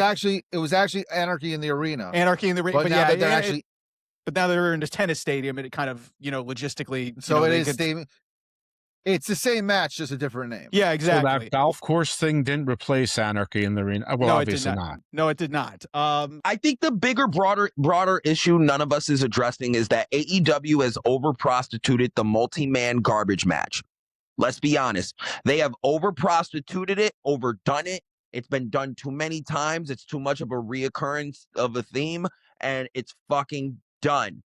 And and maybe the sickos might like this shit, but as a casual AEW viewer and a regular, normal, sane fan, I don't want to see this shit. I know to walk away from this is my walk away, take a piss, smoke a bong, and fucking take 10 shots, because this match is going to be a fucking abortion with the fact that half the people in this match no one cares about, and the other half is old, hurt, or have a history of being hurt, we have to hide all their weaknesses. Well, okay, I gotta jump in here for a second. And I don't want to shame any prostitution. So, what in the fuck is Kenny Omega? Mike, what the fuck is Kenny? Yeah, go ahead. Sorry. Well, I think I was gonna say exactly what you're gonna say, and it's like, so we had Omega in a title match last month. Then he had the sit down backstage with Ospreay. He's off TV for 2-3 weeks. He's not and now he's just thrown into this. He was in the match last year. He was in the match last year, and also. So this way he can get in the ring and he could be like, "Hey guys, here's my music for this year. Let's play the music the entire time." If I'm buying a ticket to be there live, this match pisses me off, because I'm gonna have to sit there and just watch it on the screen, because you're not going to be able to see anything going on, because it's not going to be in the ring. You got 14 people running around the goddamn stadium. You got 14 people running around the goddamn stadium. Yeah. You had the Young Bucks, who looked like they were getting into the tag title picture. Now they're in this. Omega looked like he was still fighting for the world title. All he had to do was throw an open challenge out. He would have gotten a title match. You got Jericho. Do you have your first name still? You don't have your name? Are you doing your gimmick from 15 years ago with the list? You just put a shirt out with the list. And then, we just threw the Hertz to get in there. You got Andrade, who looked like he was the title picture. He literally cost MJF a match that he got jobbed out in 2 minutes to Brody King. Then he's like, now he's got a catchphrase. How do you know? How do you know I'm in this match? Because, I have nothing else to do. You got Mark Davis. No one gives a shit about. The Dogs, like you said, friggin' he should have just gone. They're deader than shit. He should have just been part of the birthright. At least he would have been with his dad and his brother at this point. Yeah, but he wanted to make more money. So, hey. A lot. And then it's Ricochet. So, yeah, that goes without saying. Yeah, so fucking Trevor and Demand. Yeah, do we have to pick this match? Who cares? Who cares? For the sake of continuity, fuck it, we have to. Okay, I'm picking the goddamn baby faces, because you never bet against the Elite. Yeah, the baby faces are winning this match. Like, because I'm gonna be more. Because listen, Jericho, it's Jericho's team. Jericho's lost and gotten overwhelmed at every single turn in whatever the hell this is for the Demand and Trevor, because he's a piece of shit, and I don't understand why they keep rewarding that guy. I think the babyface has got to go over here. I think this is going to be like Jericho's moment. He finally gets a win in what is labeled his match. Like, apparently this is his match, because that's how this thing was set up. That's how this started. The first one was the Elite versus the Inner Circle. That's correct. That is correct. Yeah. So. Well, it wasn't but listen, it won't be remembered as Stadium Stampede. It will forever be remembered in my mind as football field fuckery, because the review that Cornette gave this match will forever live in my fucking brain. I don't even watch the match to watch the match. I watch the match and then I play Cornette's commentary of the match, because it makes it 10 times more fucking hilarious. But I think Jericho will get a pin even on Ricochet for once to end the match. But yeah, babyface. No, it's going to be Mark Davis. That's why he's in the match. Come on now. The amount of north of 45-year-old men running around in this match is just such a bad formula for injuries. I think that my pick is going to be that there's several injuries that are going to come out of this match. Was a safe bet with any AEW pay-per-view, but especially this one. But I mean, Wrestling 101 tells you gimmick match, opening match of a pay-per-view, faces high. All right. All right, let's go on. The next match we have. I got this all pulled up. That's why I'm not on camera. So next match we got for Brandon. This is specifically for you. We have Edge and Cope versus FTR in an I Quit match. This is actually one of the only matches on this card I'm actually looking forward to, because it has a story and it's with a group of guys who actually know how to work. There's also one more stipulation you're forgetting about. if Cope and Christian lose the match, they have to break up as a tag team. No. I mean, no one really gives a shit about that stipulation because they're winning the fucking match. Yeah, right. They lost last month. They added the stipulation. They're gonna win this one because October is Wrestle Dream and it's in Toronto. It's gonna be at least Cope's retirement. So, you're putting it on Cope and Christian at this point. I mean, this has been going on for a year. We gotta put an end to this. Yeah. This story's been going on. This story's been going on since like September. Well, it actually goes all the way. It goes all the way back to. It goes all the way back to Dynasty last year because that's when FTR turned on Cope. So it goes all the way back to a hurricane that hit the homes where all those guys lived. But don't forget, Cope was also off TV for like 7 months, so that's why they were able to, Yeah, right. But yeah, no. So I specifically, I got Edge and Christian winning with Beth, helping them make FTR quit or doing something to Stokely. Beth's going to be involved in some way, shape, or form because they have to pay off the end of the story somehow. And I think this is actually going to be one of the better matches on the card in terms of it actually being a fucking wrestling match. So I don't ever doubt FTR in the ring, but it's just whenever it's before the bell rings, I worry about these motherfuckers. Anytime after the bell rings, they're fine. They're the best tag team in the fucking business. There's no one better than them. No one. There's not a comparison right now to FTR in the ring. If they can get a match out of these two. I know that. Minihausen? Oh, God. Okay, maybe them, but yeah, no. Let me stop blowing FTR because he won't unblock me after this. But he's not on Twitter anymore, so you don't worry about that. Right. But go ahead, Brandon. Who you got? Yeah, like I said, Cope and Christian. It's been going on for a year. You got to pay it off finally. You got to put an end to this. Most likely, it's gonna be a match at All In a 3-way ladder match where they'll drop the titles. Yeah, with the Bucks probably. Yeah, with the Bucks, and then you'll be able to do a proper. Are New Day going to be able to get to? Are they going to be free of their contracts by the time we get to Wembley? I haven't done the math on that. Wembley, yes, it's 90 days by Wembley. Okay, so maybe it's a 4-way ladder match. It was a 4-way ladder match. No, then if the New Day comes in, then the Bucks are not in the tag match, and maybe that's why they've been pulled out of the whole story. That's actually a good point. That makes a lot of sense. Yeah, because the quote unquote dream match for the last 8 years has been talking about is New Day against the Young Bucks. So I don't think they're gonna waste blow their load to have them interact for the first time in a wrestling ring in a 4-way ladder match. I think they're gonna want to do the basic tag team match. There you go. So Dave already wrote up a review of it. He already gave it 5 stars. Yes, it's just a matter of getting it printed when it actually happens. Yeah, like it's a foregone conclusion that's happening. Right. Yeah. But Cope and Christian win, and that's that. Mike, I agree. Like I think putting the stipulation on it, while it's good for the story, it kind of, and especially considering the way that the match ended at Dynasty, it kind of sort of telegraphs where this whole thing is going. Like if Cope and Christian don't win the tag team titles, I even if it's going to annoy some people, like what the hell was the point of all this? What the hell was the point of telling this story for the last year to not have Cope and Christian reunite as a tag team against some of Cope's best friends and pay off this story with just FTR continuing to win? And I agree with DJ. Actually, from a bell-to-bell perspective, they've always been a great tag team.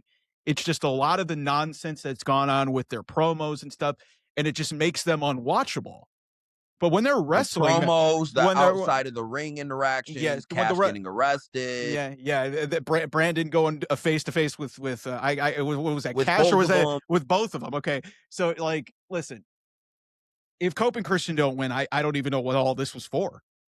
I don't know what all of this was for. So they've got to win. So I think that's the only option here, because if FTR keeps the titles, it's like what was the point of all this? So I got Cope and Christian winning. But let me ask you this: if they win, who do they end up dropping it to? That's the other part of it. I don't know. I don't know. You know, well, if it's around the time you think it does, A New Day. Does maybe it is a Motor City Machine Guns, because you know they're coming in too. But I believe by the time you need a Cope and Christian to drop a belt to a team, they'll have enough teams either back or brought in by that point. The tag division actually could be, if they handle this right, the tag team division could actually be in a really good spot. Could be the draw for AEW right now. Which was what it was when they started this promotion. Tag team wrestling, like they had, Santana and Ortiz, you had the SCU, the Lucha Brothers, the Young Bucks, Private Party.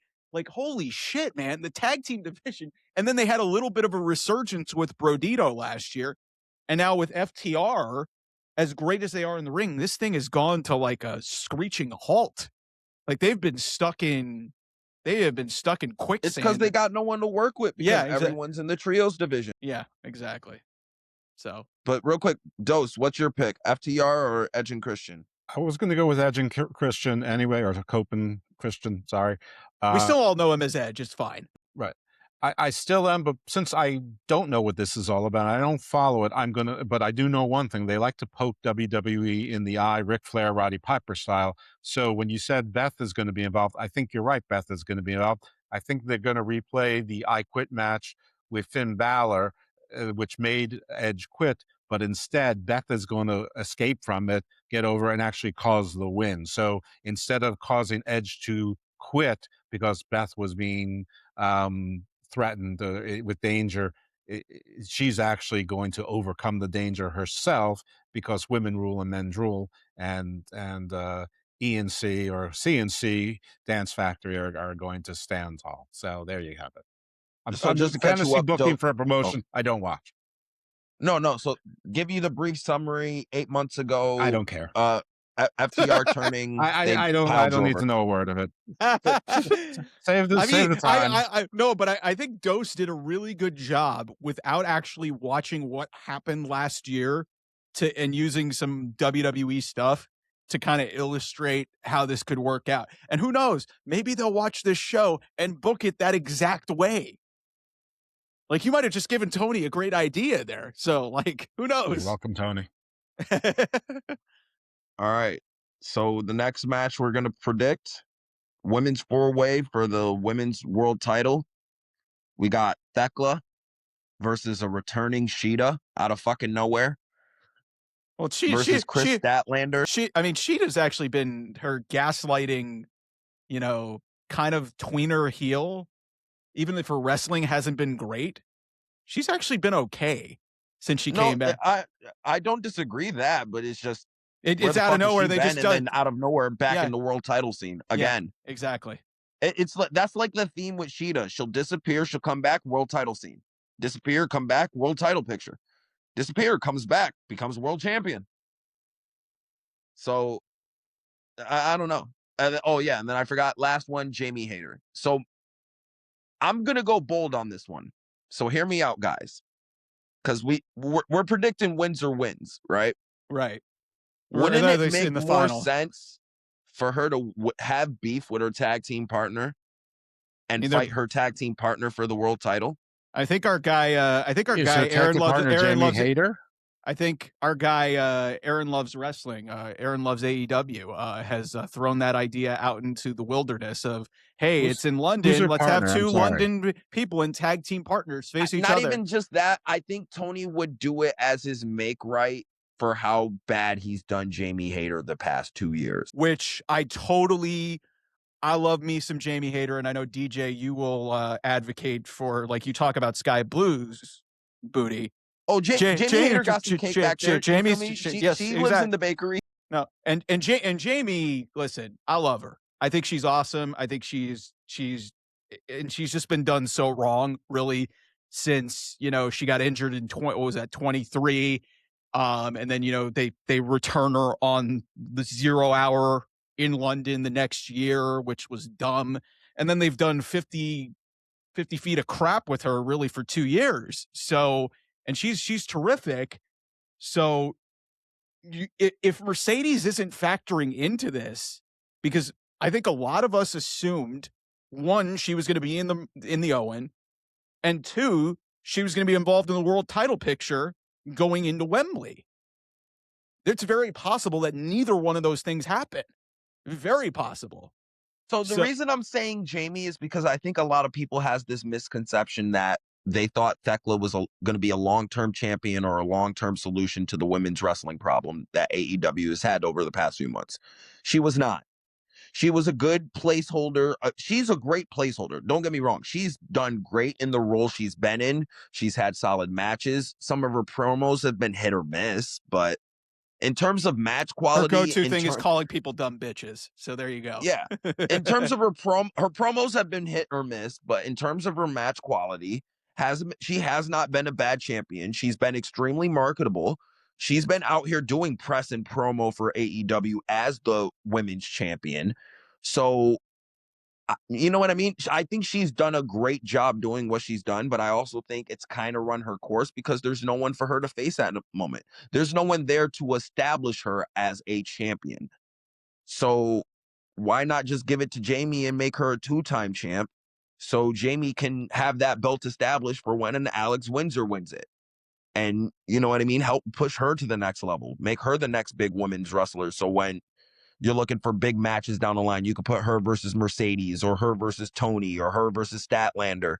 You know what I mean? You're creating a new star and you're interacting. in Wembley. It's in London. You've got two British people facing each other. But here's the problem, and Brandon has already pointed this out. Where does that leave the women's tag team division if that happens? That's I am all for Jamie Hayter winning the women's championship, but doing it again in a 4-way, because they already did this with Stat, it's a thrown together 4-way with no build. Yes, there would be a story coming out of it, but what does that say about Thekla when you're going to have her drop the title in a random 4-way, and then at the same time, the problem that you're running into with Jamie winning and being the women's champion, she's already in a tag team that you've been trying to establish with Alex, the Brawling Birds. So you get rid of that. What the hell is the Divine Dominion going to do? Do they even actually care about that? That's the problem. That's the problem I have with this whole thing. It's a good idea, but there's also flaws in it because this is the state of the women's division. They're trying to do so many things at the same time. And then whatever decision that you're going to make, it also doesn't help that your two top stars that you've built this division around for the last year and a half, 2 years, they're not there to help you fix this either. So I don't know what they do. I think Thekla is the safe way out of this, but there's other ways to move forward. It's just, it leaves you with other issues in the division. That's my problem. So when it comes to this match, this is a match where I look at each participant and I look at not what they're going to do tomorrow, but 2-3 steps ahead. Mm-hmm. So to Mike's point, Thekla loses the title. What do you do with her from here? Where does she go leading into All In? Where does Statlander do? Unless you're turning Statlander full heel with Sheeta and pushing them for the tag titles against the Dominion. Jamie Hayter, she's been booked badly for, 2 years, but she's also not been injured. She's been injured over and over again with multiple concussions. So do you trust to put the title on her, knowing, how fragile she's been? She got concussed by Mercedes by a simple DDT. So, and again, if you want to crown 2 British girls at All In, continue what you're doing, building them as a tag team, have them win the tag titles. You accomplish the same thing pretty much. No, but I think AEW needs to establish more women main eventers, not just establishing more women, because I think they've established enough women on that roster, Jesus. But Thekla, the thing with Thekla is she's in a trio already. So if Sky Blue does happen to advance a bit into the Owen, God forbid, none of us think so, but what if she does happen to advance into the Owen? We need something for Thekla to do. Let her tag with Julia Hart for a bit. It wouldn't be bad her being in the tag team, especially with Megan Bain and Lena Cross being the champions in that division. It wouldn't demean her in any way, shape, or form with those women. So I disagree with that. I think that would be a complete, downturn for her. That's like, you know, not to the same level, but that's like Damian Priest going from being world champion to teaming with R-Truth. You know what I mean? But see, I'm gonna take what you said initially, not to the same level. Those are two dramatically different scenarios, because with Damian Priest, he dropped to the way undercard, like barely backstage segments mainly being featured. He barely wrestles anymore. So he went from world champion to barely wrestling anymore. Thekla, she would go from being world champion to possibly wrestling the same amount, just in a different division, and helping establish said division as a former world champion. But then also, aren't you basically taking out the stock that you've put into the Sisters of Sin for all these years by just replacing Sky Blue? They're a trio right now. They're a whole faction. Just right, but the Sisters of Sin are still the tag team in that faction. It don't matter. They're still a faction. They're all interchangeable parts at the end of the day. You have all given this more thought than anyone in AEW has. Let's stick to the predictions real quick. Who you got? I'm still sticking with Thekla. I really think they're going to reward her with, you know, going to Wembley. And, you know, I'm going to stick with, you know, the thought process of the Ospreys, Mr. and Mrs. Osprey walking out as champions. And I just don't see that. I don't see them doing, you know, building up the Brawling Birds just to have them, you know, the Brawling Birds explode. Like the Mega Power, the Mega Powers. Yeah, I agree with Brandon. I think they're going to keep it on Thekla. It just feels like, you know, while there is some validity in what Deejay is saying, that, you know, hey, Thekla, you know, to some degree has kind of, you know, like there's not really much for her there. I don't see a reason why you would drop it in the situation like this in a 4-way, where really it just feels kind of random just to, you know, make a title change. But at the same time, it's just like, it feels like, you know, she deserves a little bit more of a run, I think. Oh, let me be 100% honest. I'm applying zero logic to this pick. This is just mainly spontaneity. It's wishful and be interesting. It's wishfulness. There's no and logic hopefulness to the match, so that makes sense. Yeah, well, yeah, exactly. There's no logic to a lot of this show. Anyway, I was gonna say, I'm making the match more interesting right now by making this pick. Okay, people will watch this match because of this pick. Well, I also don't want it to happen, because then I'll probably hear it from Aaron. Even though he doesn't respond to anything I say, he'll come back to respond to that. Oh, told you so.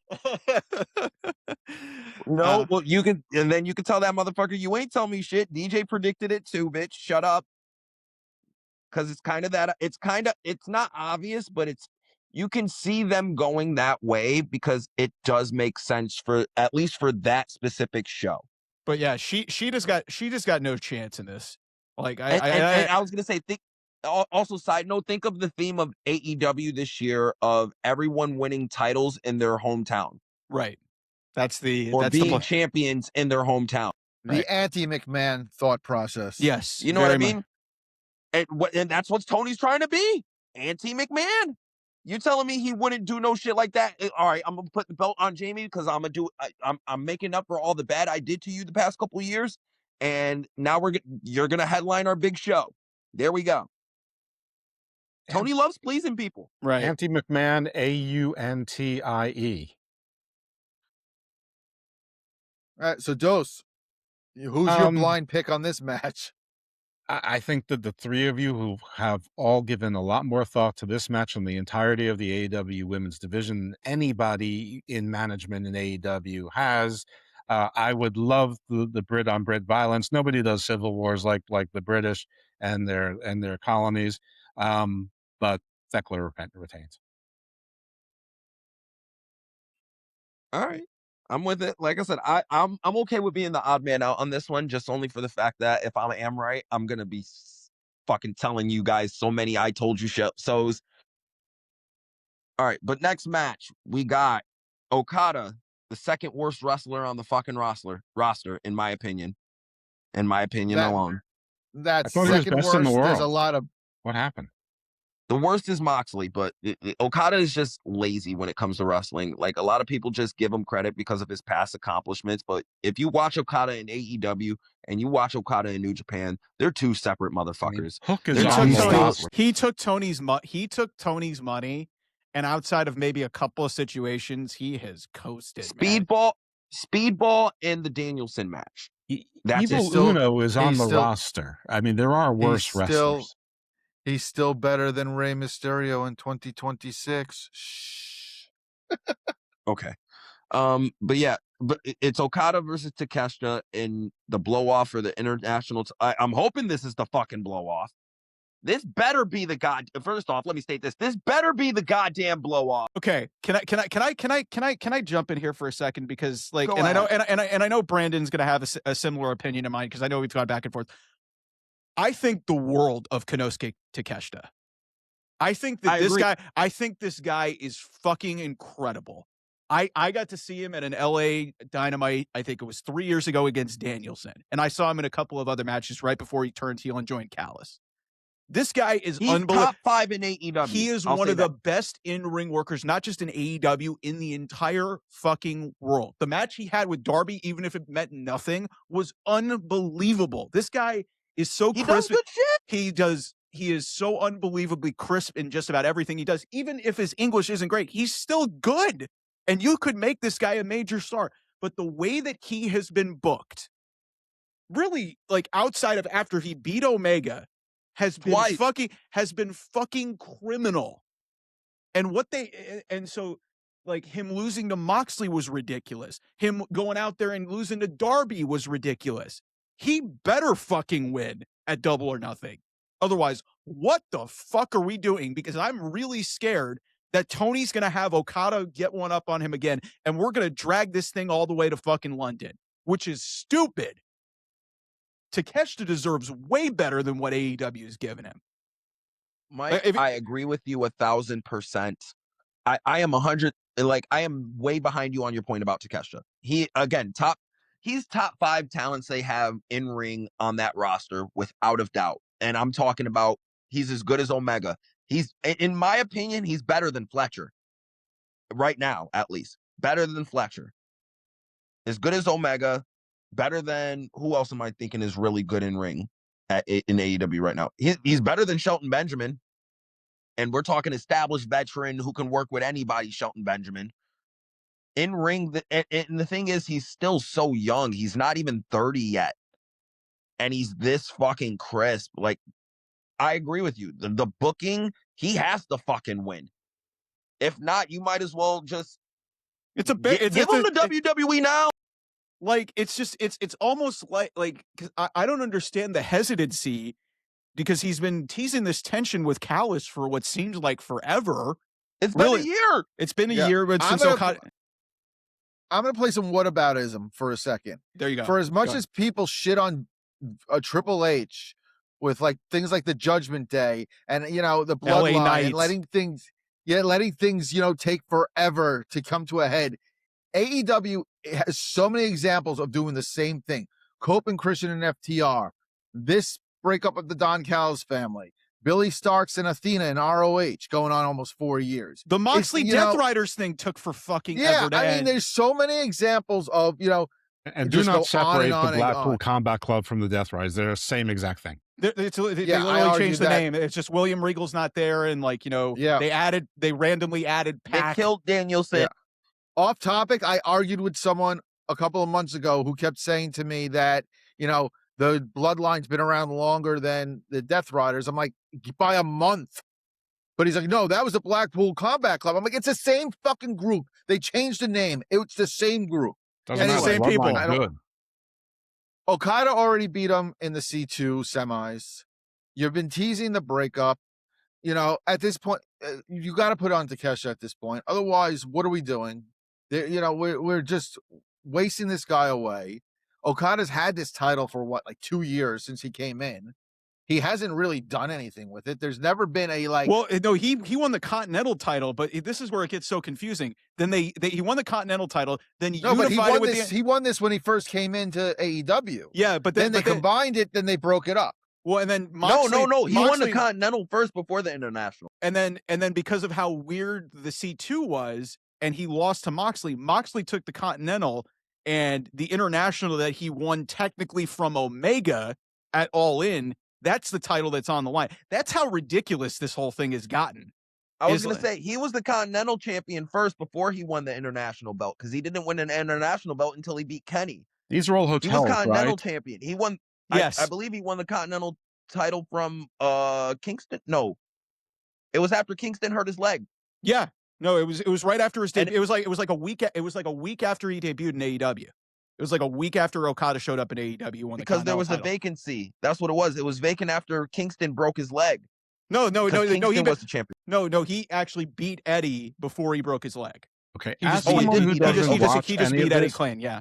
Wouldn't it make sense for Takeshita to lose because of the Don Callis family trying to get involved, and that causes the breakup? So now he's booked. I feel like that's the only way they can get out of it. That is the only way I think they can get out of it in a storyline context and dragging it out. But I think we're beyond the point of having to drag this shit out. And then you're giving Takeshita 2 big losses back to back. So what? He's got an AEW and an NJPW contract. He's double contracted, man. They could just send him to Japan and he'll totally earn on his merit. And not even that, real quick, Brandon, the championship, and Tony totally won't pay for that.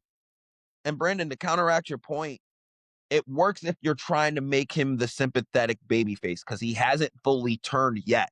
So if you're using this to do the full babyface turn, and you have the Callis family betray him as he's on the strings of victory, about to beat Okada, that's okay. There you go. Because you're turning him into a sympathetic figure.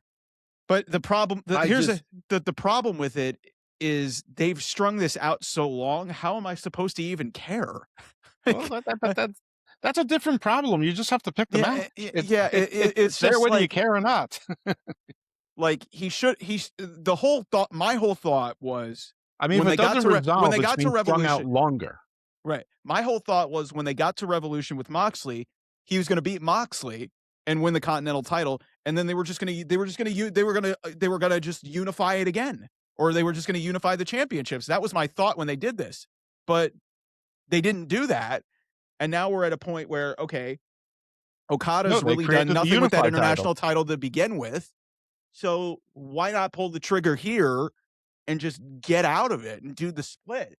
But my fear is exactly what DJ says, which has logic to it. But the problem is, they have spent so much time dicking around with Takeshita.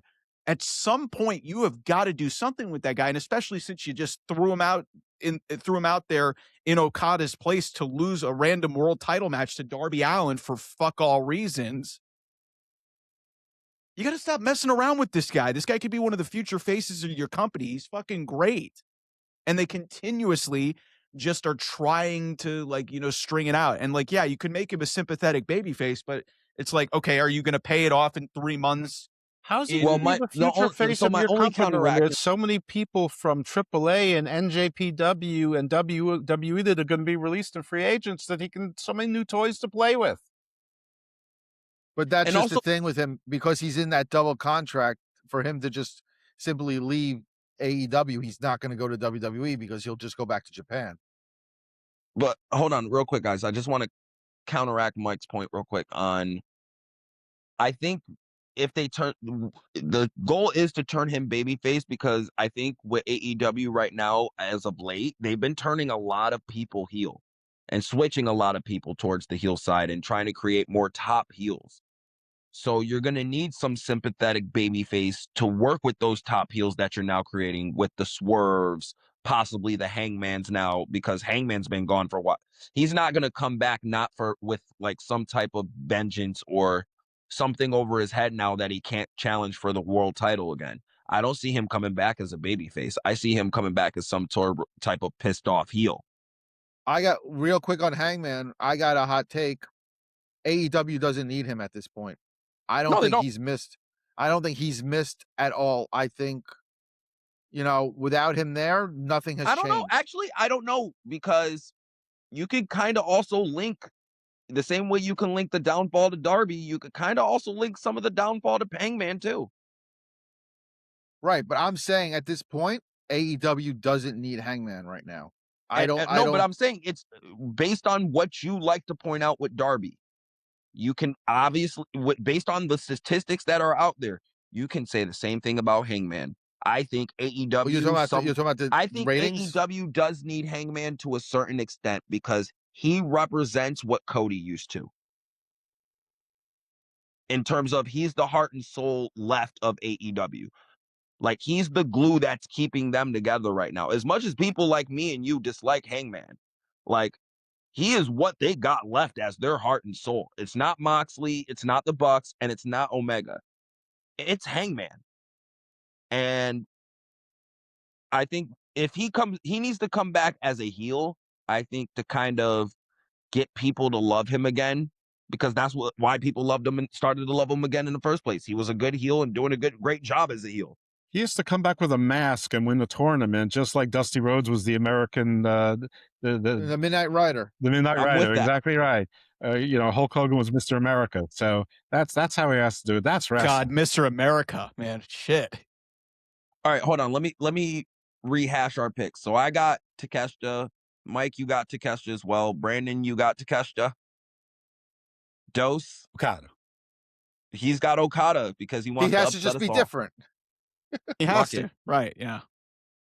All right, I don't watch, and I want to keep my 90% plus correct pick rate going. All right, so we can get Brandon going for the main event. We have Maxwell Jacob Friedman and his hair versus Darby Allin and his title. Darby Sting Jr. Allin, because I feel like if he doesn't have a middle name, he doesn't stand out. I think they have to put the belt on MJF here again. I feel like it was we all see it was a disservice and disjustice taking it off him in the first fucking place. At least in the fashion that they did. If they did him and Darby now, it'd make more sense. But we can also state that the stipulation and the way they built to the stipulation was stupid and bullshit. And I think that's what kind of makes it obvious that MJF is getting the belt back, because I don't know how hair plugs work, but I don't think you could shave yourself bald and that shit's going to grow back. Exactly right. I'm of the belief that I'm not buying into the hair plug thing. So he was never going bald. You think they're doing what people so. used to do, like how they said Vince had fake hair back in the old days? Yeah, and same thing with William Shatner. So I don't think that. You think it's a toupee? No, I don't know. I think it's just dyed dark and longer because he went to shoot a movie when he came back. He was never losing his hair, so I don't know where they're getting the hair plugs thing from. I'm with the hair plugs, and I'm with DJ on this one.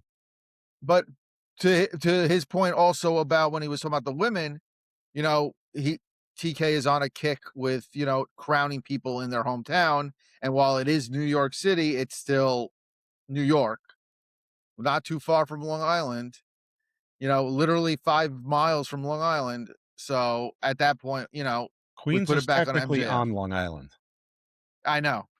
I'm from Queens. I know. Okay. It's all one island, but where in Queens are you from? I digress. But yeah, we tried the experiment. Emo kid, hot topic man is not working. We've seen it in the metrics. No one's caring about these blank open challenges with mid-carders. I can go on and on. I've been going on for 5 weeks about it. We got to right the ship. We got to rebuild MJF to get to, Double or Nothing, because his character is taking a hit. The quality of AEW is taking a hit. Darby should never have been champion. He had his opportunity last year. He decided to climb a mountain instead. So, I'm going with MJF. And if they don't put it on MJF, that is, creative destruction to AEW. Mike, that's on you. Who you got? I completely echo what Brandon said. It would be catastrophically stupid if Darby won. This has been a nice little detour for some of the sickos here. We got some bangers out of it. He's had some good wrestling matches. The reality is, from a casual and like growing your business type of perspective, this was a horrible decision. This was a horrible decision to take the title off of the guy who made it as coveted and valuable. I saw some idiots from the sicko fan base saying there's more prestige on the title. What is separating the world championship in AEW from any of the other 4 mid-card titles that they have with all these open challenges? Like, it is ridiculous. And I don't even hate Darby. I think he's a good wrestler and when he's actually wrestling, but this all feels so forced and so unnecessary because you're trying to justify a panic move where you were like, hey, let's try and get one up on WWE. And it didn't work. But everybody's still trying to glaze this like it was some sort of thing. And some fans are trying to act like Darby winning here is the right decision. If you have MJF lose again, which would be what? So he lost to Darby and then he lost to Kevin Knight. This would be his 3rd time in a row. What? How does that help you? How does that help anything when your top star would have lost 3 times in a row and on top of it, get his head shaved bald? That doesn't do anything. So Max winning is the only option here. However it happens, I don't really give a shit. But they shouldn't have taken the title off of him in the first place. He absolutely should not fucking lose whatsoever here because it would be so stupid. And the sad thing about all of this, I'm not even 100% sure that he gets to Wembley, even if he wins, which makes everything that has happened in the last month or 2 so monumentally fucking dumb. But Max is winning. What if, to DJ's point, what if Hangman costs Darby the match? I mean, that'd be a good way to incorporate him back in. It would be. Even if I kind of agree with you that he's kind of not needed at this point. But maybe he's like, hey, what the fuck, man? Like, I lost my chance to win the world championship, even though you fucking helped me. Even though you fucking helped me win the title in Texas last year, you win the title, and you're just giving anyone a title match. You're giving anybody a fucking title match. Like, what the fuck? Like, I lost my privilege to challenge for that title. I gave up everything, and you walked in the back door and won it in your hometown. And what the fuck did I get for it? So it's a neat idea, and that's something to keep your eyes on. It would also like beg a lot of other questions. Why in the hell would Hangman help MJF? But that's wrestling. He helped Swerve after they tried to kill each other's children. Yeah. That's a good point. But I want to ask, I want to bring up when you mentioned, about the prestige of the world title, and this has been part of my argument. I'm going to ask Dose this. Dose, who is the greatest attraction in professional wrestling history? The greatest attraction in professional wrestling history? Like special attraction. Stone Cold Steve Austin. Andre the Giant. Well, okay. I'm going to still go with Hulk Hogan. I won't debate that. Imagine Andre the Giant coming out for 5 weeks in a row having matches. You take away the magic of Andre as being that special attraction feature. It depends. It depends. If you're talking about doing 5 matches in a row in the same territory, I get what you're saying. Well, he is saying that. Yes, it would be in modern day wrestling, the same company. Or Undertaker putting a streak on the line, 5 Raws in a row. The whole, or at every pay-per-view for a full year. We're taking away, the magic. To me, the world title does not need to be defended every single week on TV.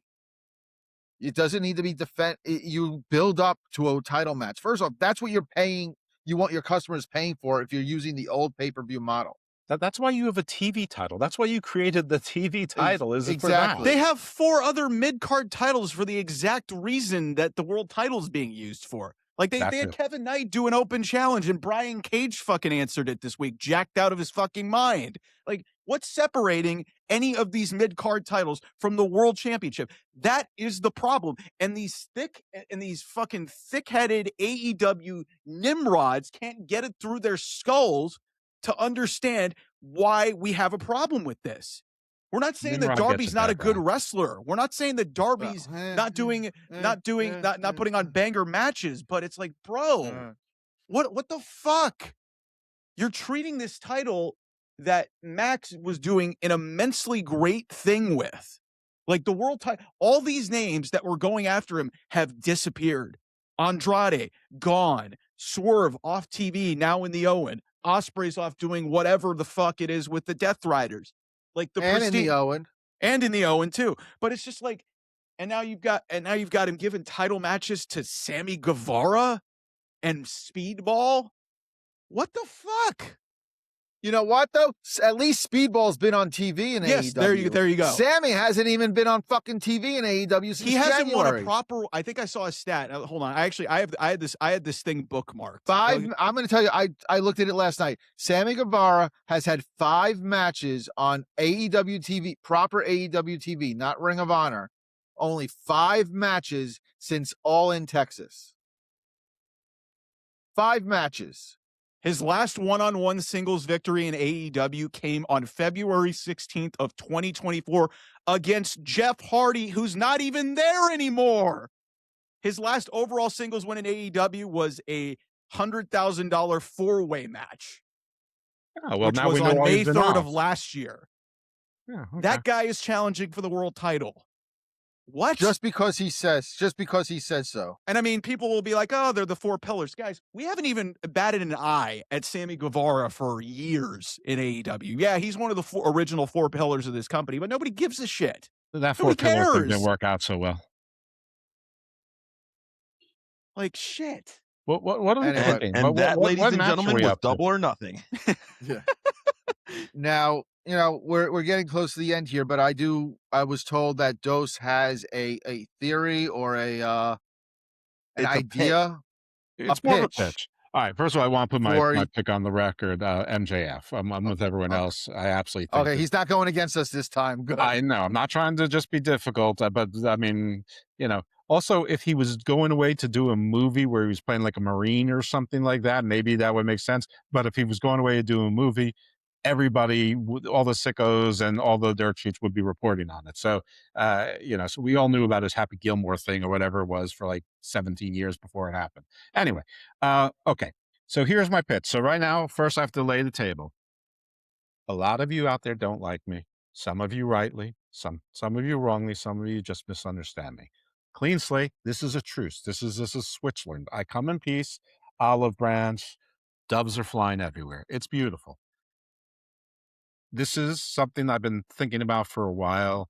I have thought about the Andrew Yang, the Zelina Vega, the Paige, the Kevin Nash, the whole thing, Jesse Ventura. Wrestling will never unionize. Unions really don't apply. It's a guild, but forget all that semantics. Not important. It's not going to happen. Every day I see multiple indications that this industry doesn't want to help itself from the very bottom to the very top. It has no interest in helping itself, and the people on the very top actually benefit from the way that it is now. So unless the people on top want to change it, which they don't, and the employers won't, it's not going to happen. Further, I also want to go on the record that I've said it from the beginning. If you think I love WWE, A, you're wrong, but B, if you do, I will say this. I have never thought, and I've always said on the record, the WWE talent are absolutely misclassified as independent contractors. They are 1,000% employees. WWE is far more control over their lowest rung wrestler than any employer I've ever had has over me. So they're absolutely employees. So everyone's been trying to work within the box, and the box hasn't worked. So I've been trying to think very hard for something out of the box where it would cost none of the stakeholders anything. In fact, it might gain them cash. It might gain them PR, positive will. It might actually help the industry. And it isn't hard in this environment because it actually requires an act of Congress, which is typically really, really hard. But right now it isn't, because you got a guy in the White House who is very amenable to listening to people about things that don't matter very much and making a whole big deal about it. And and there's people like Linda McMahon who's in the cabinet. He's got the Emmanuels. He's got Triple H in there all the time doing all those physical fitness things and whatnot. He's got Dana White, because it might affect their people as well, or could impact them as well. Andrew Yang's always trying to make a big deal. He can do it. Tony Khan, the Khans have a lot of Trump connections as well. Don't think that they don't. They donated $1 million to his inauguration party, I think both elections. In any event, what's the act of Congress? Something like this. For any industry, entertainment or otherwise, where people are in an independent contractor situation or in the so-called, quote, gig economy, end quote, and are not eligible for collective bargaining or other unionization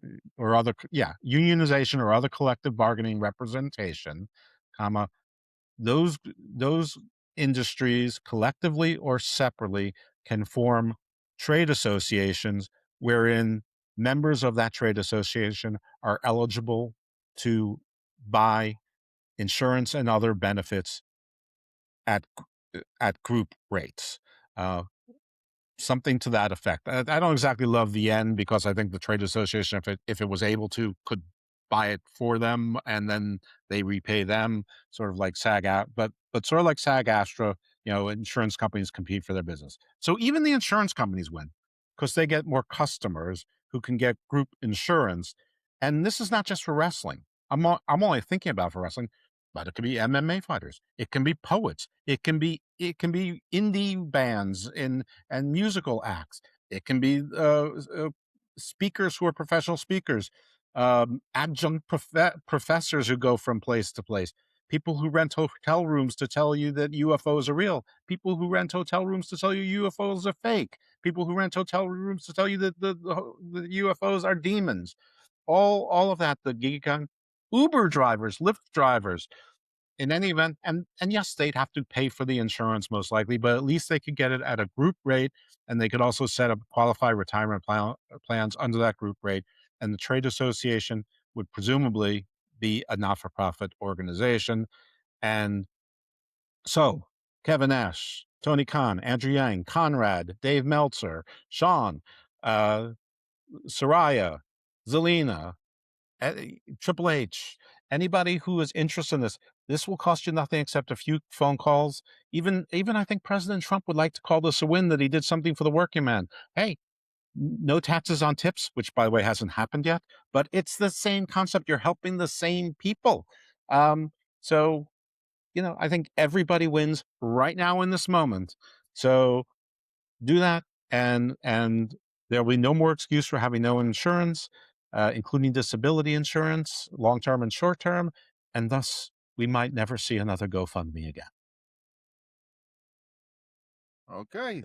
It sounds even better the second time around. I worked on it a little bit. Well, we're coming up on 2 hours. That's gonna wrap us up. Even though this is gonna air. Hold on. I gotta interrupt you because I want to do something that you don't know what I know that I'm gonna do.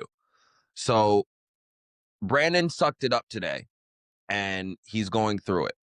And I personally want to dedicate this episode not only to him, but to Mama Taylor, because she made a good one. And this episode specifically today will be in honor of her memory. And this specific moment right here will be in honor of her memory. So I want you to also remember, this specific moment, whenever you feel like you miss her or something, just remember that this episode we did today was in her honor and her memory. And she will be missed. She will forever be loved. And me and all the panelists here are giving Brandon our wishes and saying thank you, bro, for sticking out through the episode for us. Absolutely. Thank you. Absolutely. I just well said. I just wanted to get your predictions for tonight, even though this will be uploaded tomorrow. Real quick, Gina versus Ronda. Who's winning? Oh, Gina gonna beat that bitch's ass. I got $100 on that shit tonight. Okay, don't tempt me. Okay, I got shit riding on this. Daddy will win big tonight if Gina wins in the first round. Okay. Dose, who do you got? I'll go with Gina. Also, I really, really don't like Ronda Rousey. Mike? I don't like Ronda, but I think Ronda's winning. I don't like Ronda. I mean, Gina's not much better, but I think Gina's got her own problematic beliefs that have gotten her into hot water. I listen. It's gonna be an interesting night, but I think Ronda's gonna win. I think Ronda's gonna win. Yeah, I'm going with Ronda because I think she's had less time off from, even pro wrestling, which was, I know it's different than MMA, but I think Gina hasn't done anything like that in 17 years. Gina dropped a ton of weight to just get in shape. She dropped 100 pounds in like 2 years. Ooh, wow. But I just think that Ronda's taking it, and I hope Ronda loses because that means she will finally be out of everything for good. I feel if she wins, she's gonna keep coming back because she thinks she's gonna get it. Well, if she wins, I hope that she fights Mike Tyson then Jake Paul. And I definitely want to see her and Jake Paul. Yeah. On that note, Mike, thank you for joining us. Dose, thank you. DJ, I appreciate the tribute. Thank you as always. Follow our socials. It's just linked. It's pinned to my Twitter, Brandon the Heel. And we will be back next week for, I guess we'll do a post Double or Nothing. Well, it'll actually be before Double or Nothing, but we'll be back next week. We'll figure it out. Thanks, guys.